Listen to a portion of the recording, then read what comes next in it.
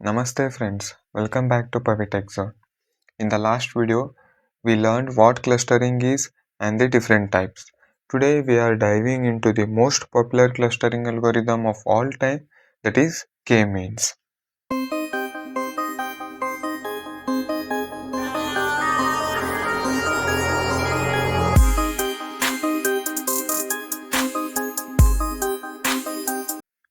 K-means is a partitional clustering method that tries to split data into K clusters. But how exactly it works? Let's break down step by step. How K-mean clustering works? First, it comes with the initialization, then assign points to nearest centroid, then recalculate centroids, reassignment after movement, then repeat assignment, then final convergence. So we will see it with images. So first step is initialization. Here we decide the number of clusters. Here we have cluster as 3. K size is 3. So we have 3 clusters. K means randomly places 3 centroids. So here black dots are the clusters. So important point, at this stage the centroids are not correct. They are just random guess. They can be placed here or anywhere. So if the K size is 3, we can place the 3 dots anywhere. So K means start with random cluster centers. It does not know the structure. Then step 2, assign points to the nearest centroid. So each data point checks which centroid is closest to me. So as we can see, the point has moved from here to here, because if the data points are not near, then the centroid move to the nearest to the data points. Here points get colored based on the nearest centroid. So this point has these nearest data points, so they are in orange color. For this centroid we have yellow, and for this centroid we have purple. So here the distance is usually calculated using Euclidean distance. So each point joins the group whose leader is closest, leader like this centroid. So in step 3, for each cluster, it takes all the points in that cluster, compute their average position, and move centroid to the new average location. So as you can see, this centroid is moving little bit closer to the data points. So the centroid moves to the middle of its assigned position. In step 4, reassignment after the movement. Here, since centroid moved, some points are now closer to a different centroid.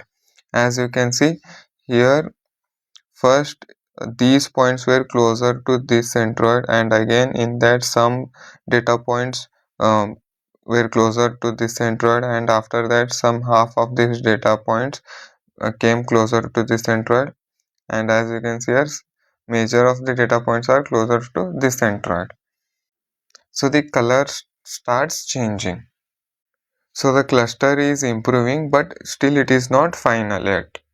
And in step 5, repeat assignment. So after some iterations, so as you can see here, the color getting changed and centroids are moving, and all the data points are getting closer to the centroids.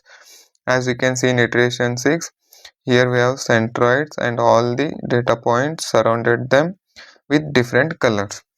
So in the final step, here we can see the convergence. Like what happens is centroids stop moving and no points changes its cluster.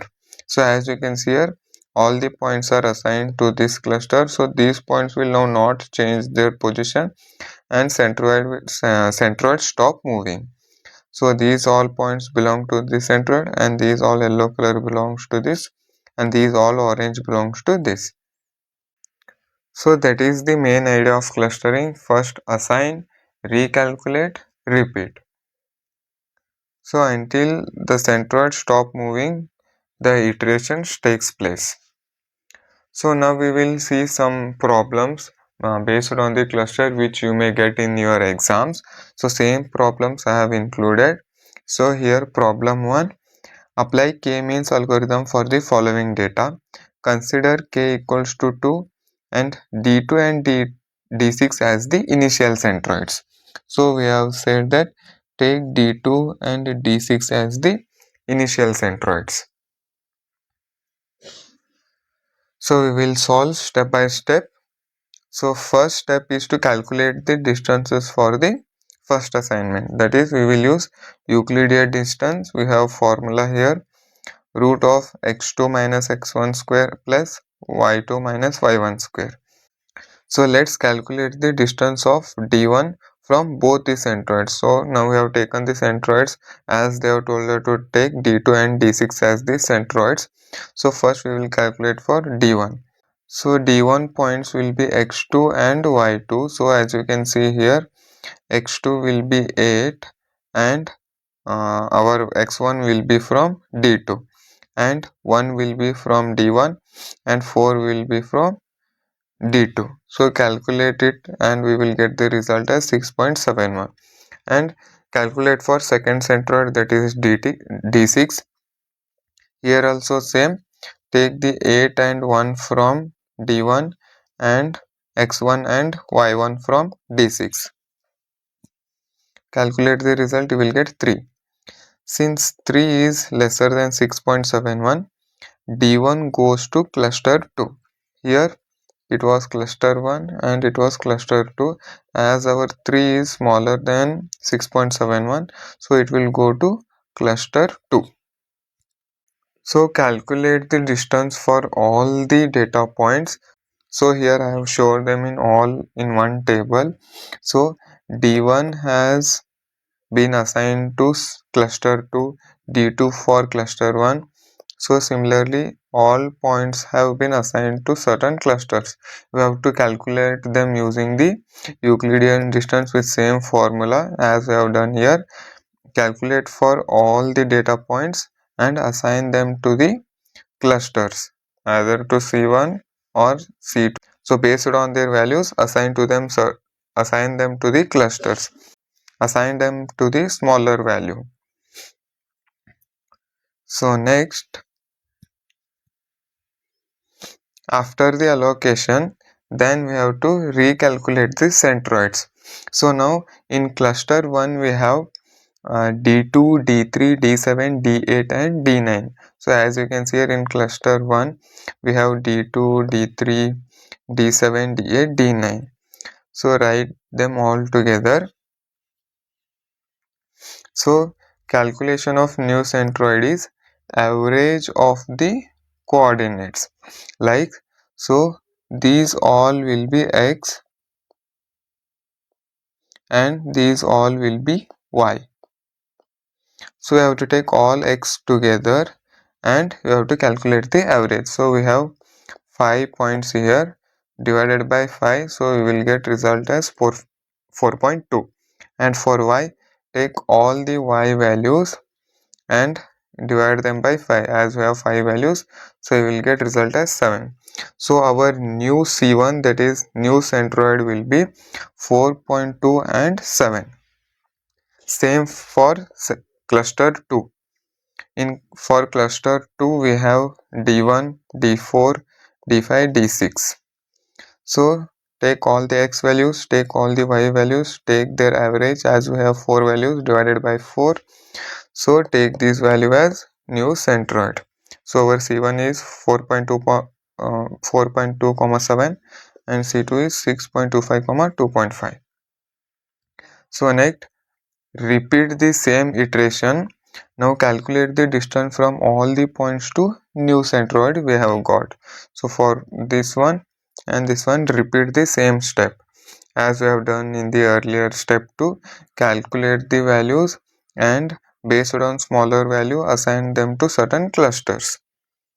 Next, after second iteration we will get this data.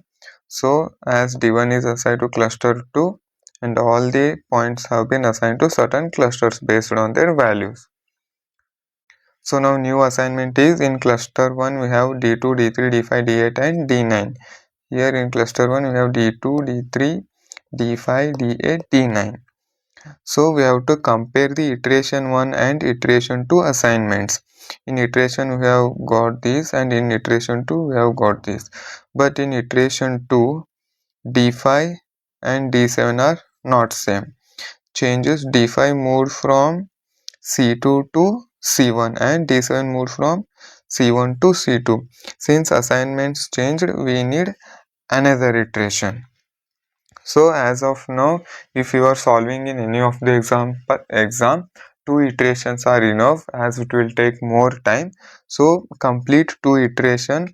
If it is matching, if both the iterations are matching, then say it as the final iteration and write the final centroids. If it is not matching, then just write we need another iteration for the final centroids.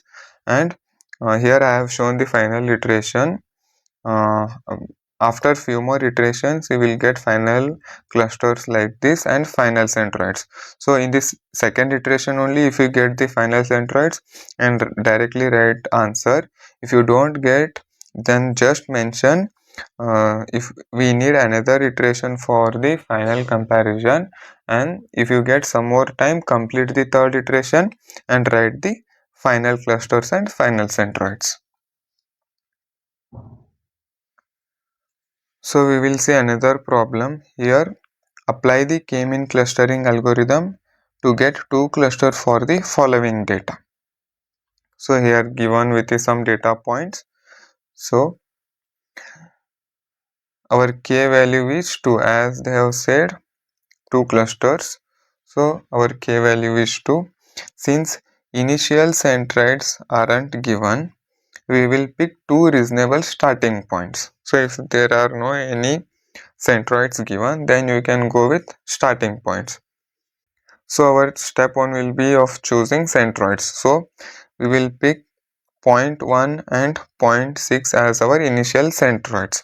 So here our 0.1 and 0.6. You can choose any of them, but we are chosen 0.1 and 0.6. So first assignment will be calculate distance. So as we have done in the previous steps, so we have to calculate distance using Euclidean distance formula. So we have to calculate for centroid 1 and centroid 2. You will get the result. So based on the smaller values, it has been assigned to the C1. So the C1 value is smaller, so it has been assigned to C1. So calculate distance for all points, assign them to the certain clusters based on their value. So after iteration 1, in cluster 1 we have 1, 2, 5, 7, 10. So 1, 2, 5, 7, 10. And in cluster 2 we have 3, 4, 6, 8 and 9. Then again we have to calculate new centroids based on average method, as we have done in the previous method. Same method will be followed here. So take the x coordinates and average of it, as we have 5 points, take divided by 5 and calculate it, and for take the y coordinates and calculate the average, and you will get the result. So these both will be our points for the new centroid, and for the same cluster to calculate the new points, so take the average of both x and y and you will get the result. This will be our new cluster point. So after getting new centroids, again you have to calculate the distance for the data points and calculate the data points for the new centroids. So you will get this table, assign them to the clusters based on the values. The value with the smaller, you have to assign cluster to that. So next, in the iteration 2, we have got these points. For cluster 1 we have 1, 2, 5, 7, 10, and for cluster 2 we have 3, 4, 6, 8, 9. So these are same as before. As you can see here, we have got the same points for the clusters. They are same as before.